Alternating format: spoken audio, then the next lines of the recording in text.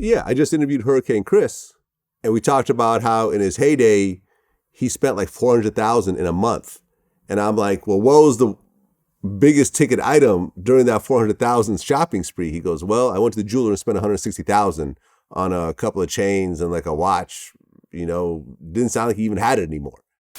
When you talk about blowing $400,000 in a month, like when you look back at some of the craziest purchases, like what were some of those things where you're like, I can't believe I just spent that much money on that, you know, as you're older now?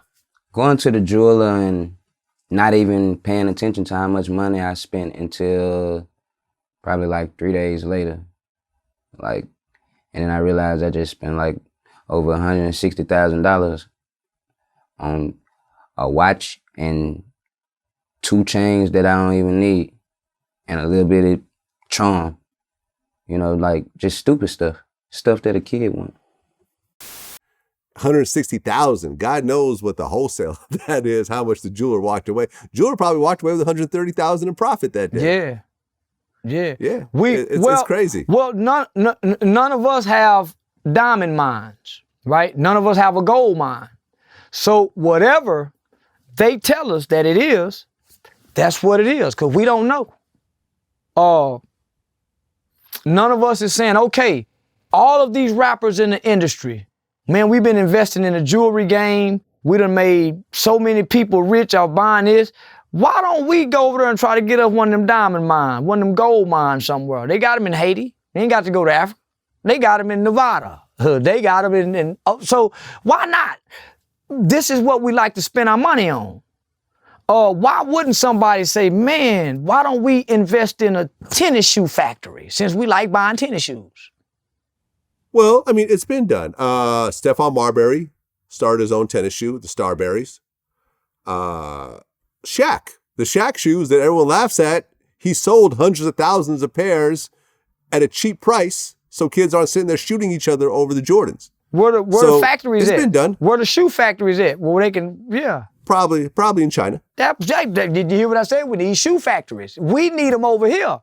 With a bunch of black kids in there, a bunch of young teenage kids working, making Michael Jordan tennis shoes. Yeah, making somebody tennis shoes since we love shoes. So we can self-sustain if we served ourselves the things we like to buy from others. We have the same things that we like to buy from others. We have our people that sell it, but we won't buy it from them because they don't have the big names like Raphael or whoever it is, like Johnny Dane. They don't have those big names that's endorsed by the industry. So we overlook the small-time jewelers. We automatic doubt that he gonna sell us a watch like Raphael because he's a small-time jeweler. But a big name like Raphael, there's no question about it. Give me that $400,000 watch. You'll never question him because who he's endorsed by. So if our entertainers, our celebrities, if they took a step back, made an about face, looked at us, and came and endorsed some of this over here, man, they could create some new millionaires. They can create some new black businesses. They can make some new black stars. But they stay huddled amongst themselves with their wealth and their resources. Now, they kick a little bit back. They throw a little bit back, but they never make an about face and say, let's build out here, all of them together. Man, if they can just give us 2 years of that, man, we'll solve 30% of our problems. And then come back to the drawing board another 2 years and look again.